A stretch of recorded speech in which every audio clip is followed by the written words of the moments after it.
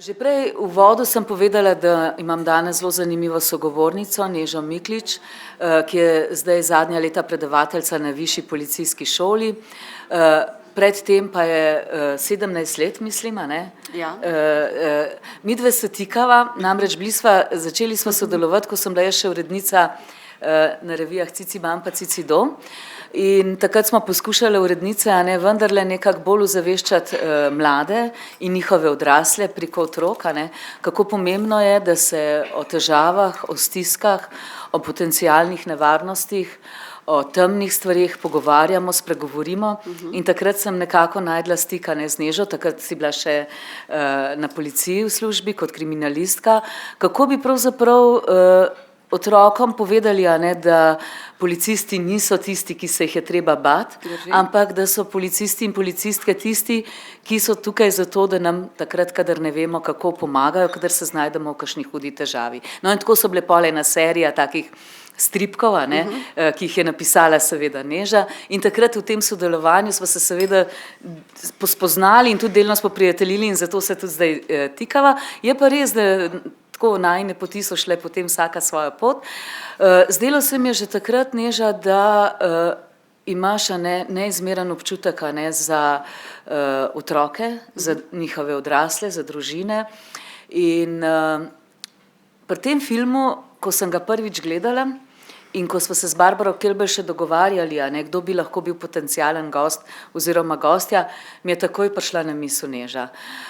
Namreč, ko sem jaz prvič gledala ta film, se mi je zgodilo točno to, da sem ves čas sledila, a ne, temu ugrabitelju kot hudemu nasilnežu. A ne, in ves čas si na strani, se pravi, te mlade ženske, te žrtve. In me zanima, Neža, kako si ti odreagirala oziroma kako si ti doživljala ta film, ko si ga prvič gledala? Dober dan želim. Če sem popolnoma iskrena, na samem začetku sem bila zelo vznemirjena, zelo živčna, zelo nervozna, verjetno tudi vi, na enak način. Seveda sem gledala iz svoje perspektive, z perspektive zdaj že več kot 21 let policijskega dela, bolj z vidika, katere vse napake, nedoslednosti policist dela, kaj počne, na kako se odziva, kaj reče, kako reče. Tako kot je že rekla, jaz sem pravzaprav še vedno izvajam tako imenovane forenzične intervjuje z otroki, ne glede na to, da sem zdaj v fazi predavateljice, se pravi, kadar gre za kakšen zelo hud sum zlorabe, največkrat gre za sum spolne zlorabe, ko gre se za zelo majhne otroke ali pa otroke s posebnimi potrebami, ker je posebna specifika, takrat mene vključijo, prosijo, da bi jaz opravila ta forenzični intervju, ki je lahko navsezadnje dokaz na sodišču. In v tem segmentu se moram jaz na svoje delo zelo dobro pripraviti. Ne glede na izkušnje, kilometrine, znanje, ki ga imam. In tukaj, kot sem videla, sem videla policista v vseh možnih oblikah, jeznega, užaljenega, prizadetega, degradiranega, ciničnega, nek simbol za policiste. Policista, ki ga pravzaprav v tem trenutku ne bi smel biti v službi, ker doživlja vse hude strese svojega življenja. Ne doživlja stresa izključno zaradi tega, ker je postopek na sodišču zoper njega. Tukaj ne smemo poudariti, da ni on klican na sodišče kot priča, mi smo pogostokrat klicani kot priča na sodišče in postopek ni enostaven, daleč od tega. Ko pa si ti osebno vpleten noter, ko se sodi tebe, ko je na tem, da ne veš, kaj boš pravzaprav delal tekom življenja, in še drug segment, ko imaš na drugi strani še razkol ali pa razpad svoje življenjske zgodbe v smislu zakon ti propada. Mi vemo, da so to največji stresori življenja in potem si vpleten še v neko zelo osebno zgodbo, kjer res želiš, iskreno želiš pomagati. In film se mi zdi en tak zelo nazoren način ali pa prikaz, da tudi najbolj iskreni nameni niso najboljši nameni. Ne? In ko dobiš primer v reševanje, teh primerov je seveda ogromno, mi smo institucija, kjer dela ne bo zmanjkalo nikoli, se nimam biti za službo v tem oziru, je zelo prednostno, zelo pomemben, da ostane strokoven in pa zakonit. Da imaš izjemen občutek za empatijo, da znaš človeku, sogovorniku, ne glede na to, v kakšni vlogi se znajde sogovornik pred teboj, znati stopiti v škorne, v njegove škorne, pri čemer moraš kot strokovnjak se zavedati, da moraš znati odstopiti ven iz teh škornov. Asgard tega ta trenutek ni zmogel več. Ne? Z vsemi iskrenimi nameni, ki jih je imel.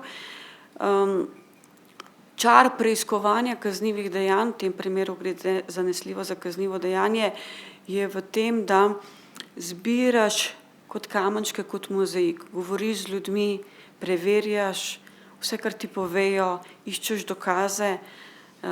Zato recimo je zelo pomembno, da ne ostaneš sam. Da ne ostaneš sam, da se posvetuješ. Seveda načeloma v vsaki zgodbi in pripovedi, ki ti jo nekdo pove, stališča kriminalistike je, da verjameš, vendar je moja naloga, da vsako stvar tudi detaljno preverim. Asberg se je fokusiral izključno na eno zgodbo, na tisto, ki mu je bilo ponujeno preko telefona. Zanesljivo ga vodijo stereotipi in predsodki ter tabuji, in v tisti želji naredi vse, naredi tudi ene grozne velike napake. No, meni se zdi zanimivo to, če se dotakneva najprej še filma. Režiser Meller, to je njegov prvenec celovečerni, je razmeroma mlad, letnik 88. Pa je mlad. Ja, je mlad, ja. Precej mlad, ja, pa tudi njegov prvenec je to. No, in se mi zdi, da je res neizmerno dobro prikazal, se pravi, situacijo tukaj in zdaj, da mi šele sproti, počasi, v teh dialogih vidimo, kaj pravzaprav se temu človeku dogaja, znotraj njega samega in kaj se mu dogaja znotraj tega procesa. In mislim, da je to res naredil izjemno. Prej, ko sem na začetku, ko sem imela uvodno besedo v dvorani, sem hotela povedati, koliko nagrad je ta film prejel. Sploh je brez veze, da jih naštevam, lahko jih pač preberete na spletu, ampak dobil jih je več kot 10. Res je izjemen ta film, glede na to, kakšna vsa vprašanja s temi svojimi sredstvi odpre. In mogoče, preden greva spet k njemu kot operaterju in njegovi osebni zgodbi, bi bilo mogoče fino, Neža, da poveva, oziroma da poveš ti, ker mene je to presenetilo, 112, klicna številka, potem sem seveda to takoj šla preveriti, kako je to mogoče, in sem tako zvedla, šele zdaj, ob tem filmu, da obstaja celo svetovni dan te številke, 112, februarja, Ja, no, jaz recimo tega nisem vedela, da obstaja ta svetovni dan, vedela sem, da po celem svetu lahko kličemo, in to je zdaj ravno februar. In seveda potem je pa to odvisno od države do države, in mogoče, Neža, vendarle ti poveš, ker pri nas se oglašuje seveda številko 113 za take primere, in je pa res, da za Upravo Republike Slovenije za reševanje in zaščito je to povezano, če ti kličeš seveda iz ene take, če gre za kaznivo dejanje, te pač prevežejo potem s policijo, ampak se mi zdi vendarle to na začetku pomembno, da se to razloži, kako je to pri nas. Ja, predstavljena je bila tukaj, se pravi, klicna številka za vse vrste klicev na pomoč, videli smo tudi različne situacije, od kaznivega dejanja ropa do tega, da je padla s kolesom, čisto take osnovne stvari. Pri nas je, tako kot si rekla, seveda je telefonska številka, na kateri dobite policijo neposredno, številka 113, kar nekaj let nazaj, več kot 20 let nazaj je bila to klasična 92. Zelo tudi skrbimo v policiji, da se ta številka medijsko zelo, da je prepoznavna v vrtcih in šolah, se pravzaprav preko neke lutkovne predstave avtorice Svetlane Makarovič oglašuje ta številka, ki prikazuje različne situacije, se pravi na ta način, kot si povedala, da se nekako poskuša otrokom približati to kot neka roka pomoči in pa policist na cesti v uniformi kot pomoč za pocukati za rokav. Dejansko pa ja, seveda pri nas obstaja tudi številka 112, gre izhajajoče, to mislim, da iz obdobja 1992-91. Leta, ko so se v bistvu v Evropski uniji odločili, da Evropa potrebuje neko enotno telefonsko klicno številko, namenjeno klicem na pomoč, prednostno usmerjeno za vse tisti, ki potrebujejo pomoč, pa so tujci, da bi bila, se pravi, kjerkoli se gibljem, da se takoj znajdem. Ni vezana izključno samo na Evropo in na članice Evropske unije, če jo imajo tudi recimo na Kosovom, v predeljih Rusije in tako naprej, pa na Hrvaškem. Se pravi, ko kjerkoli po Evropi pokličete na to številko, je dejansko tako, kot je v filmu prikazano, v bistvu neka centralna baza in iz pripovedi ugotovijo in zaznajo, katero pomoč potrebujete, pa vas bojo potem preusmerili. Nekaj zelo podobnega je pri nas, se pravi, če gori, če grozi zemeljski snežni plaz, če se električni drog poruši, če potrebujete reševalce, je to številka 112 in seveda tudi, če se pride do tega, da se ne znajdeš, da je mogoče poškodba, pa je v ozadju bolj za delo policije, so naše službe povezane med seboj, se pravi, ni treba ponovno klicati, ni treba prekinjati zveze, to je že naša naloga, da se med sebojno povežemo. Mogoče tukaj še to, kar v bistvu mi tudi vsi vemo, številka je brezplačna, obe dosegljiva, se pravi, ne glede na to tudi mobilnih telefonov, kjer mogoče ni finančnih sredstev gor, je to klic, ki je brezplačen, to je tudi bilo vodilo, da je ljudem dosegljivo 24 ur na dan, 7 dni v tednu, 365 dni v letu. Mi recimo imamo v policiji številka 113 je locirana na območju 8 policijskih uprav. Da vam za primerjavo razložim, recimo policijska uprava Ljubljana, kjer se zdaj trenutno mi nahajamo, se nahaja od območja na primer Izlak do Kočevja, Cerknice. Tako v bistvu območje zajema, ne samo glavno mesto Ljubljana. Če bi mi zdajle poklicali 113, se bi tukaj javili kolegi iz Prešernove 18, kjer je operativno-komunikacijski center lociran. Zdaj, če bi pa se nahajali recimo na območju Novega mesta, bi avtomatično vezali na območje Novega mesta, ne. Recimo, ko sem bila jaz neposredno dežurna in sem bila dežurna za področje kaznivih dejanj, pa sem bila na območju Dolenjske, sem mogla svoje kolege po drugih linijah poklicati, ker bi me 113 avtomatično vezal recimo na Novo mesto, ne, samo za primerjavo. Tudi tukaj na enak način, recimo pri 113 deluje na to, da so vsi operaterji, ki so v bistvu policisti in policistke.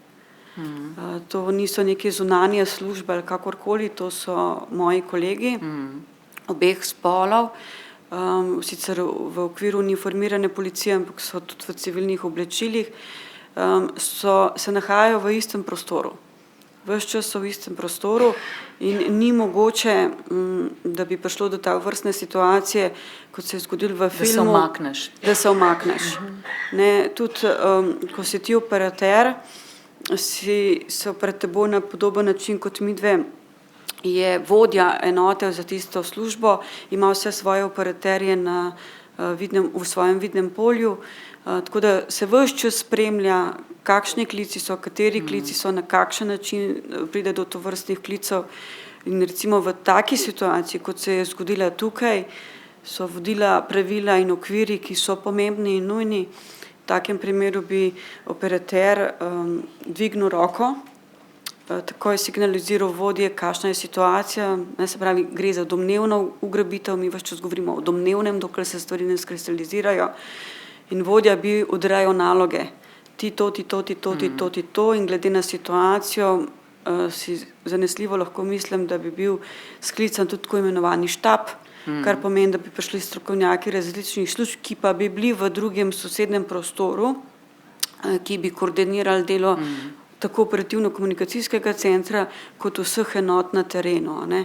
Se pravi, ni mogoče in ne sme biti mogoče, da ostaneš sam, ali pa še to, da se pravzaprav umakneš. Če bi se bila taka situacija, da bi zaznali, da bi se nekdo umaknil bi bil takojšen odziv. Ja, to je tisto, kar si prej omenila, da pri teh nalogah je zelo pomembno, da delaš timsko, a ne, v skupini in seveda, da se držiš nekih določenih pravil, zakona seveda in dogovorov, ki jih skupaj sklepaš in s tem se tudi na nek način razporedi ta odgovornost. Tako. In zdaj, če greva nazaj, se pravi k filmskemu liku, k temu policistu Asgarju, on, kot si prej omenila, ta lik je res zelo zanimiv. Ne? To je policist, ki je bil na terenu, ki ima dolgoletne izkušnje, ki ne vemo, ne, kaj se vse dogajalo, ampak vendarle vidimo njega na robu tik pred tem, da se bo moral zagovarjati za kaznivo dejanje, za sum kaznivega dejanja naslednji dan, čist je pod pritiski. Pa vendar je ta lik zanimiv, enega tazga policista, kaj vse je že doživel in hkrati, ko se v njemu to prebudi, da bi tej ženski žrtvi, a ne, po njegovem, a ne, pomagal. In tukaj ga potem zapelje, da začne reševati na lastno pest. Ne. Mogoče tukaj malo poveš o tem, kako recimo v praksi, a ne, zdaj pa mislim policiste na terenu, a ne, ki so vsakodnevno ali pa kriminalisti, no, mogoče pojdiva na kriminaliste, ker to je bolj za to področje. Kako predelovati te osebne dileme, to si rekla, biti v skupini, se obrniti na kolega, kolegico, se posvetovati, ampak vendarle kako reševati te stiske, ki se ti gotovo naberajo iz dneva v dan. Ja, on je definitivno izjemno predan. Policist, nedvomno, to se tudi vidi se v trenutku, ko ga tako imenovani bivši šef pokliče. On kar oživi, njegov obraz osvetli, on razmišlja, diha s terenom in zato je tudi toliko zelo narobe, ker je na delovnem mestu, ki ga prezira. In se mu to tako zelo vidi v besedah, dejanju, v okolici, ki jo izraža. A to pomeni, da prezira v tem smislu, da je klicni center nekaj ne tako zelo pomembnega? Ja, on ga tako vidi. On ga tako vidi na vse možne načine, se pravi tudi ko pride do te situacije, ko pride do tega, da on postane operativec v pravem pomenu besede, se aktivira na vse možne načine, predtem se pa čas vleče in kar traja in tukaj se pulmo za te klice, skratka na ta način odraža, da v bistvu degradira, ampak po drugi strani pa na koncu vidimo, ne, da je to služba, ki rešuje življenja. Še kako zelo pomembna. Samo morda še to, ne, v tej situaciji filmski, jaz sem bila tudi 7 let policijska pogajalka, ne bi pustila operaterju, da on komunicira, ampak bi poklicali dežurne, v tem primeru enega izmed nas in bi vzpostavili kontakt. To pomeni policijska pogajalka, recimo, če dobiš take vrste klic, recimo, da kliče nekdo, ki je suicidalen, recimo, potem se takoj pokliče pogajalko oziroma pogajalca, ki prevzame pogovor recimo s tem človekom. Tako. Je to tako? Ko policist, operater, to je mogoče lahko tudi, ali je sam klic, ali je pa to situacija na terenu, ko policist na terenu ali v operativnem centru oceni, da on nekako ne more, ne zmore, mogoče včasih tudi klima, ker se preprosto ne ujamata. Tukaj se one dva zelo ujamata. Tudi zaradi osebnih izkušenj njene in njegove in to jo tudi na koncu poveži in to na koncu tudi njo reši. No, v takem primeru potem v bistvu zaprosijo, spet so neke protokoli in pravila, nekoga, ki vodi pogajalsko skupino, ki je vodja, on tudi ve, kdo je pripraven, kdo je dosegljiv in pokličejo najbližjega in najbolj ustreznega, odvisno od situacije. Tako da v bistvu ti nekako prvi kontakt poskušaš vzpostaviti ravno preko telefona, sploh če je to zelo daleč oddaljeno, ne, ali pa kaj podobnega, pa seveda tudi recimo se poskušaš čim bolj približati, da greš sam na teren, da greš do te osebe, ne, ker je telefonski klic je vendarle čisto popolnoma drugačen kot oseben kontakt. Ne. Se pravi, v takem primeru bi ta pogajalec oziroma pogajalka šel hiter na dom recimo k tem otrokom, pa ali kako, ali poskušati priti v stik s tako... To pravzaprav bi ena patrulja šla, klasična, uniformirani policisti bi šli na dom preveriti stanje z otroci.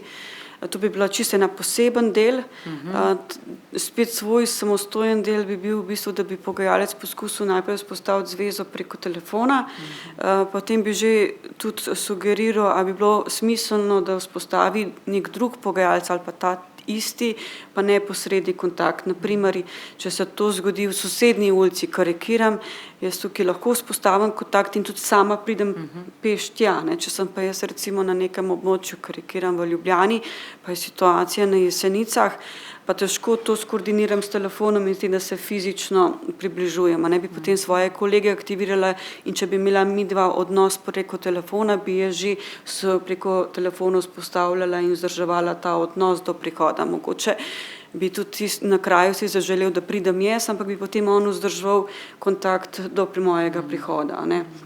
Zdaj pa, če se vrnem pa na tisto prvotno in prvo, kar si me vprašala, je sigurno stvari vplivajo na tvoje delo. Jaz sem se ves čas pred časom, preden sem nastopila kot predavateljica, ukvarjala z najtežjimi oblikami nasilja nad otroki. Specializirala sem pravzaprav za področje preiskovanja sumov spolnih zlorab, se pravi, sem imela v enem obdobju lahko kot preiskovalka na mizi tudi do 25 zadev. In vse so bile spolne zlorabe, seveda govorimo o sumih spolnih zlorab. Zanesljivo ima to vpliv na tebe, jaz sem tudi sama mama, imam 3 mladoletne otroke.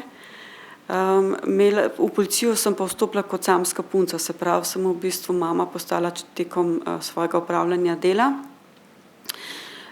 Zanesljivo se mi zdi, da moraš imeti zelo jasno opredeljeno, da moraš spustiti primer od sebe. Mene pogostokrat vprašajo na koncu, če spremljam otroke, s katerimi upravljam intervjuje in so morda celo ljudje zelo presenečeni, ko govorim, da ne. In niti ne smem. Če bi jaz spremljala otroke naprej, potem bi bilo vprašljivo moje psihofizično stanje in jaz moram spustiti, zato ker me novo čaka. Ko ga imam pred seboj, se za njega maksimalno potrudim, dam vse od sebe.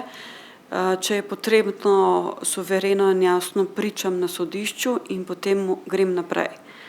Včasih zavem za primere, ker je Slovenija vendarle majhna. V kakšni taki luštni situaciji sem bila, ko sem nek preventivni projekt delala v neki stanovanjski skupini in so povabili eno bivšo gojenko in sem jo zagledala po 10-12 letih. In mi je bilo tako fajn, ker je tako dobro funkcionirala. Ker je bila vsa prognoza izjemno slaba, zelo nefunkcionalna družina, potrjena spolna zloraba, tudi umik v stanovanjsko skupino in tako naprej. Vse predispozicije je imela, da gre po poti, ki je lahko povprečna, zelo slaba ali pa lahko zelo v redu. In ko sem jo zagledala, kako dobro funkcionirala, sem si rekla, tisti petek popoldne. Ker vedno je petek, veste, vedno je petek, vedno je vikend, vedno je noč. Takrat, ko si sam, ko v bistvu nobene druge službe konkretno kaj dosti ne delajo in se moraš zelo zanesti na sebe in svojo ekipo. Takrat sem jaz posegla v družino na zelo tak način, ko policija poseže v družino, se mi zdi, da bi se hiša sesula. Ampak jaz temu rečem, če hiša stoji na slabih temeljih, bi se sesula prej od sama sebe. Naši ukrepi so sunkoviti, so invazivni, policija je vendarle se tukaj tretira kot represivna vloga. Jaz sem tisti petek tudi deklico umikala z družine, ker sem ocenila, da je družina, ki jo ne bo zaščitila.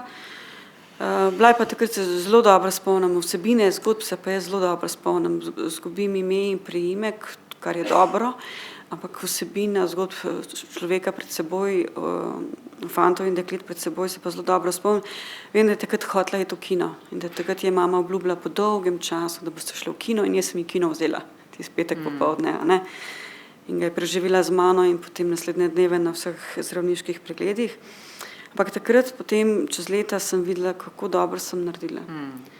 Takrat je v bistvu, jaz sem čisto druge stvari na tisti šoli delala in v tem, ko sem se pogovarjala z njo, ker sem hotela razumeti klimo družinsko, sem v enem trenutku zaznala in sem ji rekla, naprimer, je čas, je prostor in jaz sem prava oseba. In je bruhalo ven zelo hude stvari, na katere v bistvu tudi preiskovalci sami ne moramo biti pripravljeni. In to so dobre zgodbe. To so dobre zgodbe. In k sreči, da so, Da so, da ja. In recimo, tudi tukaj ta povezava s filmom, kjer te zapelje, se mi zdi ravno ta, to je eno, kar sva prej omenile, se pravi ozaveščanje otrok, da je fino, da ima dober odnos recimo do strokovnjakov, ki nudijo pomoč, pa naj bo to policist ali pa kakšen drug, a ne. Po drugi strani je pa v družbi tako, da je treba ves čas ozaveščati, a ne. Še vedno izhajamo, ne, iz patriarhalnih vzorcev, še vedno je ogromno nasilja, seveda prav spolne zlorabe so nekaj najhujšega, a ne, kar se te lahko dotakne, bodi si po strokovni plati ali pa človeški, osebni. Absolutno. Hkrati, se pravi, tega ozaveščanja veliko, a ne, da je ta toleranca recimo do nasilja vedno nižja, naj bi bila ničelna, a ne, govorim nasplošno do nasilja. In to se potem v tem filmu te pa to zavrti in to zelo, ker vendarle nekako, ne, na začetku vidiš, da je to en ranjen policist, da ima neko osebno zgodbo, ampak hkrati ta njegov oseben angažma, ne da bi se ti zdelo prav, ker že način, kako komunicira s tistimi, ki ima drugič ne pijana na kolo ali pa... pa vzel, a ne? Ja, tak mal ciničen, a ne? ki je, se mi zdi, velikokrat znotraj, a ne, kriminalistov, ta črni humor se podoben, k recimo pri zdravnikih na travmatologiji, a ne, ki se morajo na nek način mečkrat zventilirati, ja, ja, na nek tako, način. zventilirati, no, to je prav dober izraz. Ampak pri tem filmu, Neža, je to tako, da ti to zdaj, a ne, postavi tako pod vprašaj, a ne, da z nekimi svojimi, lahko bi rekel, tudi intuicijo ali pa s predpostavkami, ni dobro vstopati k reševanju problema. Ja, tukaj se zelo dobro nazorno vidi, a ne. Zdaj, ko sem v fazi predavateljice, poskušam bodoče policiste učiti kriminalistiko, se pravi preiskovanje kaznivih dejanj. In eno izmed vodil je, da si policist, preiskovalec, kriminalist, kakorkoli ga že imenuješ, in seveda, da ne bo pomote tudi ženske oblike, postavi več možnih teorij.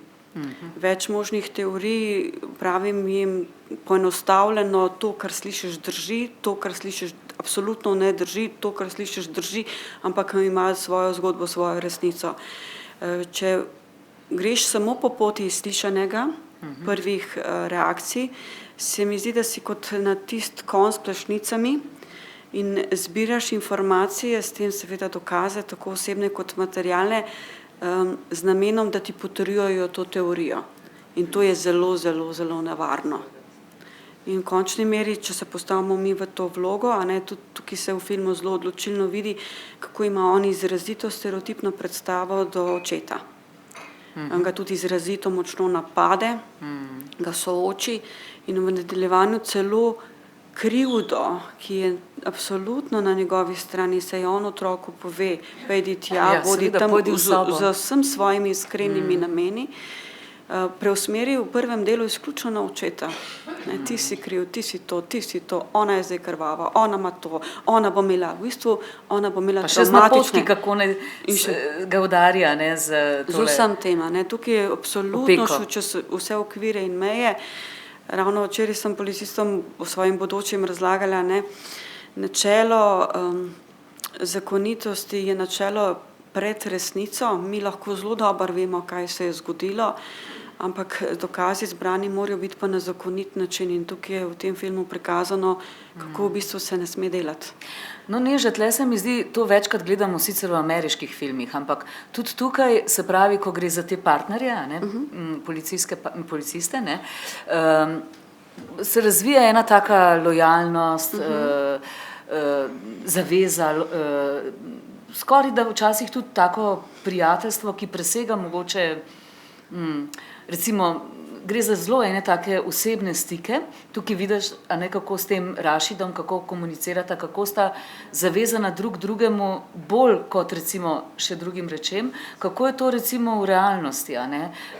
Zdaj tudi ne vem, kako je v Sloveniji, so ti partnerji stalni, ali se to menjava, zdaj v teh filmih večkrat vidimo, da gre za stalne ekipe recimo, ne. Ja. Kako se to rešuje recimo te, da bi na nek način neka osebna zaveza presegla te meje recimo zakona? Zanesljivo je, ta lojalnost je v bistvu na nek način pomembna iz razloga, ker če greste vi v policijski patrulji na nek kraj kaznivega dejanja, kakorkoli že v neko nevarno situacijo, si pravzaprav ti življenjsko odvisen od svojega kolega.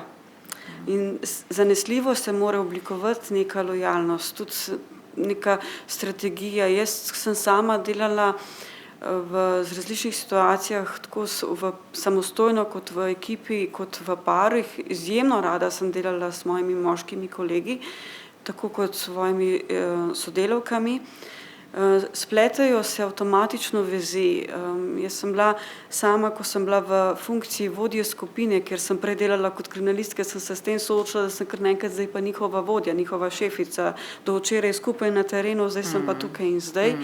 Te stvari se bolj menjavajo na policijskih postajah, ker je kvota ljudi vseeno večja in se bistveno manj menjavajo, ker je skupina 5-6 ljudi.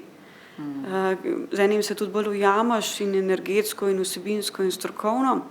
Pa se to recimo upošteva, da se recimo vodja upošteva, da recimo 2 človeka na nek način lažje skupaj izdelata? Ali... Dober vodja bi to v bistvu bi bilo zelo dobro, da to on vidi in prepozna. Ne? Tako kot tudi, če so nekompatibilne in če se ne ujamata. Ne? Potem že v samem principu zadeva na kraju, zadeva ne bo dobro rešena. Ne?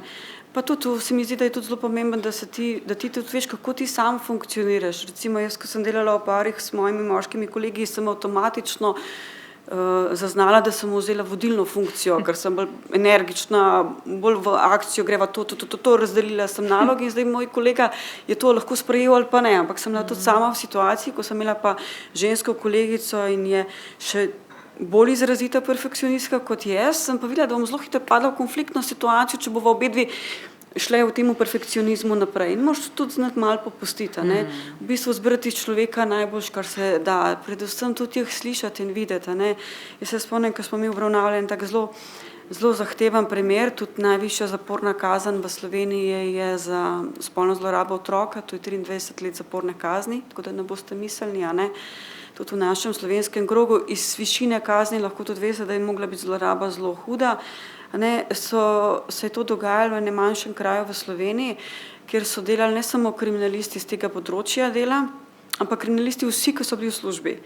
In spominjam se, da naslednji dan, ko je prišel šef tako imenovanega organizirane kriminalitete, ker se ukvarjajo z vidika, bojo oni rekli kriminalisti bolj res temi zadevami, pa drogo, pa terorizem, pa in tako naprej, ne pa mi, ki se igračkamo z otročke, recimo, ta tudi stereotip med službami in predsodki. In je rekel, kaj ste z mojimi kriminalisti naredili? Kaj ste naredili, ker ne funkcionirajo, zdajle mi cele dneve ne. In ko sem se z njimi pogovarjala, so mi pravili, da so šli zvečer domov, da so objemali svoje otroke, da so hoteli tisti večer spati z njimi, ker so hoteli čutiti njihovo bližino. In hkrati smo, zaradi tega, ker smo tako prepleteni, ker se tako zelo poznamo, prej sem govorila o tem, da sem kot vodja skupine, smo mi tudi organizirali piknike. Privat piknike, ker smo se družili tudi v privatnem času, kjer so prišli vsi s svojimi partnerjami in z družinami. Tako je bilo zelo lepo zavideti, veste, po 40 otrok, ki se je nabralo, to so bili vsi partnerji zraven, ki so lahko partnerji, ki so enako zaposleni v policiji ali so pač iz zunanjih služb. In se mi je zdaj tako zanimivo, jaz sem od žen svojih sodelavcev na teh privat piknikih zavedla kopico stvari, kar je tudi logično in razumljivo. Ampak mi je bilo to krasno za mojo službo, ker sem človeka bolj prepoznala, da sem ga videla in da sem se tudi zavedala, da to ne smem zlorabiti. In da če sem ga videla, da je zgorel, da je utrujen, da ga jaz v tisti svoji vnemi, dajmo še to, ker smo delali noro lepe stvari in dobre stvari, ne smem do konca in čez rob. In v tem filmu v bistvu se mi zdi, da glavni junak zraste. On dozori, on ima ta strategijo in plan in on v bistvu na koncu, glavna junakinja ime je Iben. Ona v bistvu en drugega rešta na koncu. Ja, tudi ona sprejme realnost, ne? Tam pa reče, ubila sem ga. In on sprejme realnost oziroma tudi na nek način prevzame odgovornost za svoje ravnanja, ne, in se odloči in tudi razbremeni tega svojega kolega, tega lažnega pričanja. Tako. In to se mi zdi, da je v filmu res zelo dobro prikazano, tako, mislim, sploh je igra tega igralca neizmerna, ne, mislim, s temi, to je neverjetno, ker je ta kamera ves čas usmerjena na njegov obraz in dobro še to v roke in to telefoniranje in vsa ta svetloba, a ne. Saj sem bila danes prav presenečena, ko smo zdajle ven prišli, pa bilo kar temno, ne, kaj dež, sem si se še tle zdaj svetloba dol padla, pa dopoldne je, pa tako, a ne, mislim, pa kar telefoni so začeli danes prvič zvoniti, a ne, prav tako se mi je zazdelo, da se je kar povlekli. No, ampak ta razvoj, a ne, dogodkov skozi te minimalna sredstva, a ne, in skozi ta njun odnos s temi telefoni, to je neverjetno prikazano, a ne. Hkrati se mi zdi pa zanimivo to, kar si zdaj rekla, da se pravi, da je pomembno te osebni stiki, da se poznaš, da se tudi širše spoznaš, da se sprostiš tudi tako, hkrati pa, da je to ločeno od tistega, lahko je pa za razumevanje, v smislu ta človek je recimo zdajle pa res mogoče malo izgoren, mogoče pustimo. In to se mi zdi, a ne, ene vrste je to, a ne, zdaj sem nekako zaznala, da si bila ti tudi v vlogi ene supervizorke, v smislu, kako sprostiti te ventile. In a je to recimo, da se tako vidi, recimo, kadar gre, da kolegi opazijo, zdaj pa tale človek je pa prišel do roba, ali pa ob tem primeru je pa res mogoče šlo čisto do tam, da more malo stopiti nazaj, da mu pomagati, se to zgodi na ta način, ali je to bolj v smislu, da je nek supervizor pa potem reče, da mu to razdelati? Odvisno od situacije, ne, če tukaj damo slikavo v filmu, imajo pravzaprav tak odnos malce bolj stran v tem vklicnem centru. Niso povezani, služba je, sicer mu zaželijo jutri srečo, vsi vejo, v kakšni situaciji je, ampak v bistvu ga tudi na nek način ga pustijo pri miru, zato ker v bistvu ni njihov, ljudje se pač ne želijo vplesti v to, malo se hočejo distancirati, se mi zdi, da so tudi procesi, ki so naravni in jih je potreba upoštevati. Je pa to v manjših krogih, recimo v tistih, ki sem jaz delala sama, ko smo bili skupina 5, 6, smo se na zelo osebne stvari pogovarjali, tudi iz razloga, ker smo si tudi zelo stvari zaupali in to nikoli ne zlorabila, ne. In recimo en moj sodelavec je zapadel v depresijo, mi smo se tega v skupini tako lotili, da smo želeli razumeti, kaj se z njim dogaja. Jaz kot vodja sem mogla vedeti, katere primere mu lahko dam, kdaj je dovolj. In tudi, ko je bil v času bolniškega staža, sva imela kontakte, stike, tudi, da sem jaz prihajala na obisk. Moja letna ocena takemu uslužbencu ni odražala nikakršnih sprememb, mislim, da tudi ne sme. Ampak recimo mi smo se tako odzvali, on je zelo iskreno o tem spregovoril, mi smo tudi naredili neko interno izobraževanje, on je razlagal, kaj se mu dogaja, kako je do tega prišlo, da smo mi preprosto to razumeli. To je tudi odraz, mi imamo veliko strank, ki so raznovrstnih, imajo duševne težave, da tudi druge razumeš, kako in kaj, a ne. Seveda pa mi nismo neka oblika strokovne pomoči, v policiji delujejo tudi psihologi in zaupniki že kar nekaj let, ki so za vsakega od nas in naše bližnje, se pravi, če se meni zgodi ena tragedija, tako v službi, na primer, da sem lahko prometnica, pa da sem priča neki prometni nesreči, kjer umrejo otroci, na primer, a ne, ali pa nosečnice, ali pa da prihaja do verižnih stvari, skratka, da je zelo, zelo zahtevno. Takrat v bistvu lahko poslužiš zaupnike, zaupniki so in psihologi so prav tako policisti, drugje zaposleni na drugih delovnih mestih, na isti sistem kot pogajalci, z nekimi izkušnjami in v bistvu so z namenom razbremenilnega pogovora.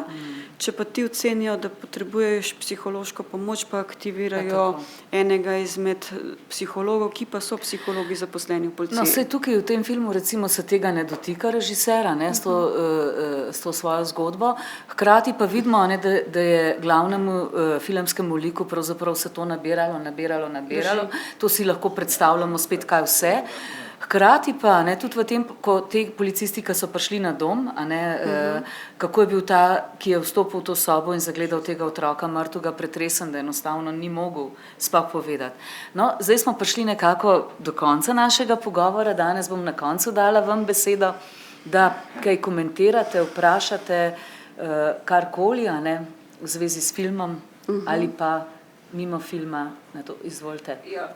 Morda res ni bil protokol upoštevan, sam en tak policist, ki tako ravna, ti pa da toliko ene volje, da rečeš, policisti pa res dobro delati, se bojo zavzeli za mene. Ja. Bojo naredili nekaj pozitivnega, čeprav vidiš, da ne gre vse tako, kot bi moralo iti. Ampak to je tisto, kar pa gradi zaupanje.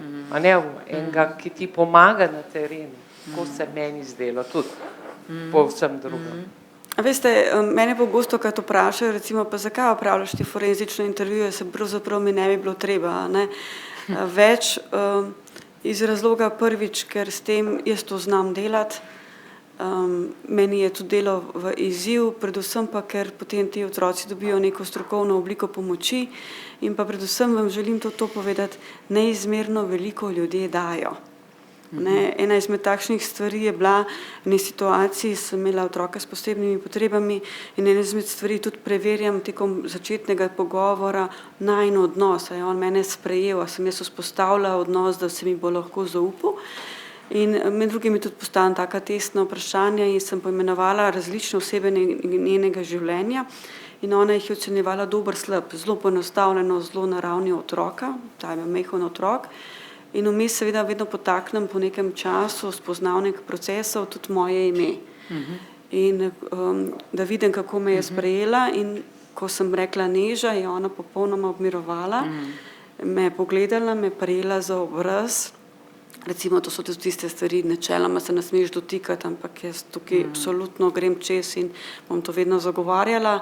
In ona mi je takrat rekla najlepših komplimentov, ki me drži, tudi kadar so slabi dnevi, težki primeri, ko je rekla, v tebi ni nič slabega. Ne, in to so tiste stvari, ko narediš dobro, ko se dobro počutiš. Moji študenti vejo, da sem jaz alergična na položnice. A ne, rečem, to ni to, a ne, dajmo delati konkretne stvari, tako da in tudi vidim iz zahval ljudi, ki jih pošiljajo na policijo, so to običajno take zelo iskrene zahvale, ko so ljudje zaznali policista kot sogovornika, kot človeka, ki je v danem trenutku videl v sogovorniku na drugi strani tudi samo človeka. No, to se mi zdi, ta gre za ta video, ne, recimo ravno v tem pogovoru sta drugega zaznala, kot bi se zagledala.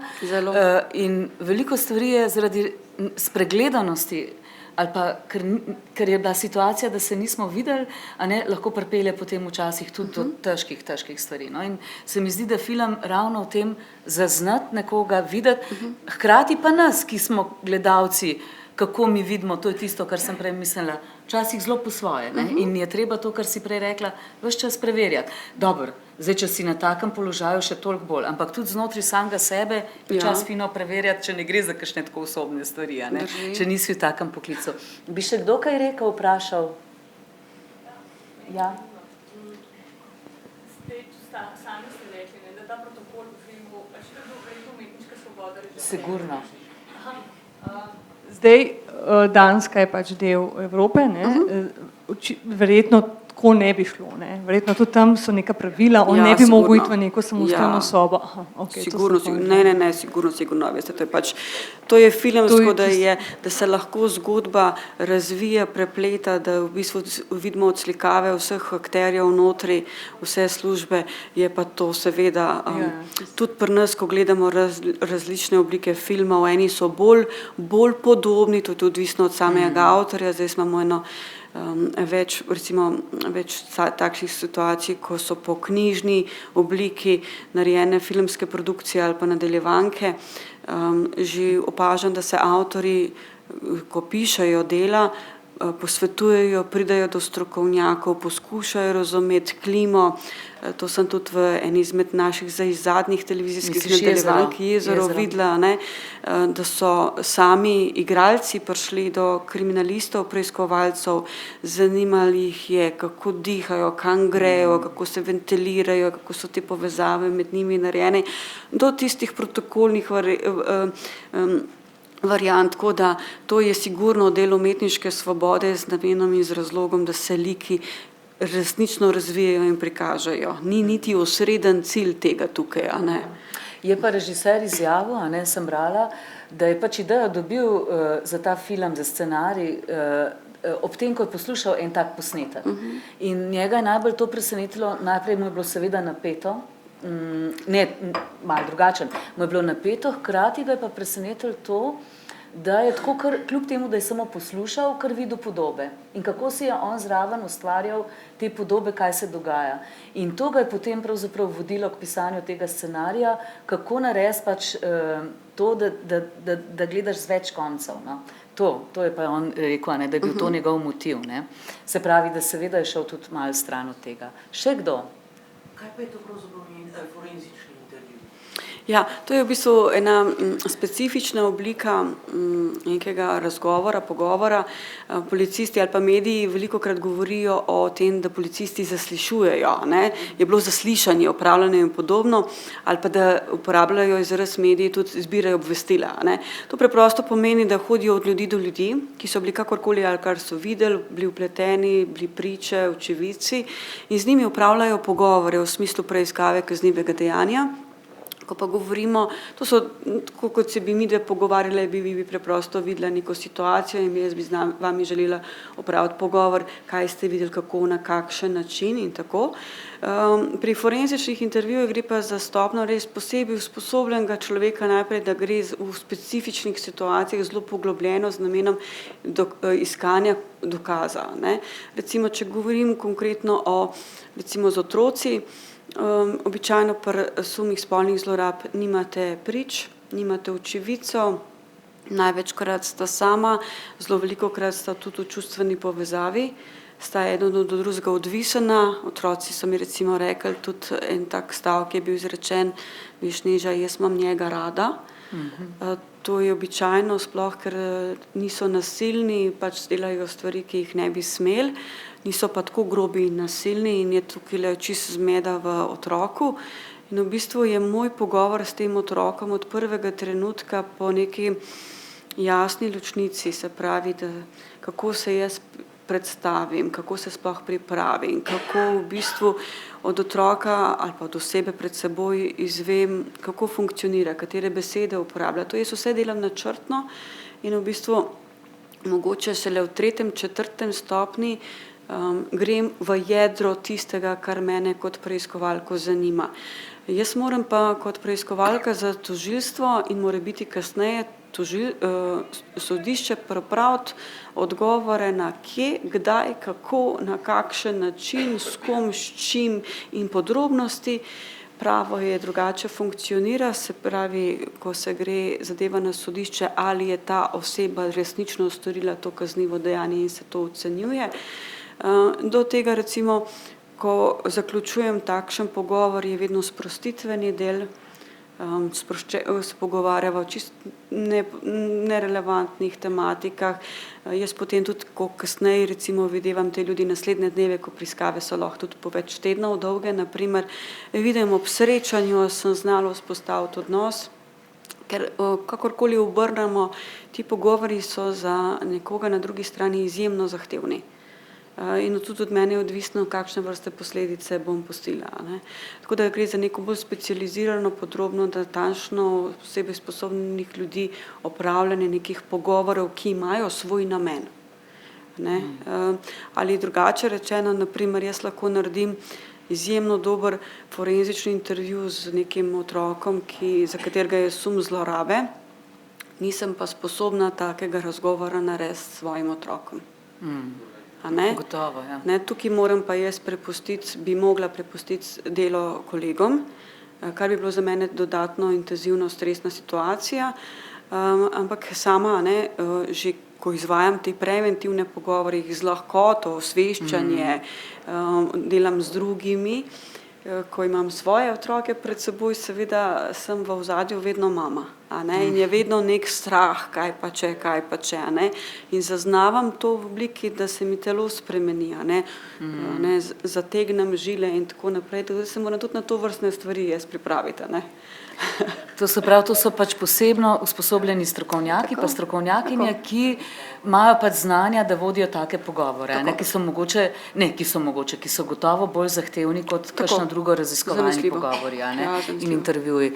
No, tukaj se mi zdi mogoče dober, a ne, zaključek, namreč velikokrat si tudi mi ljudje, ki smo zunaj, a ne, pa dokler ne rabimo pomoči, si predstavljamo policiste, a ne, malček tako, ne, dobro, tudi kakšni vici pa to, a ne, da se malo sprostimo, ali pa kad tune ta sitne, ki nam položnice, ne, dajejo, ali pa kad se jim moraš malo skriti, če kaj, recimo, če prehitro voziš, ali pa narobe parkiraš, ali pa kaj tasga.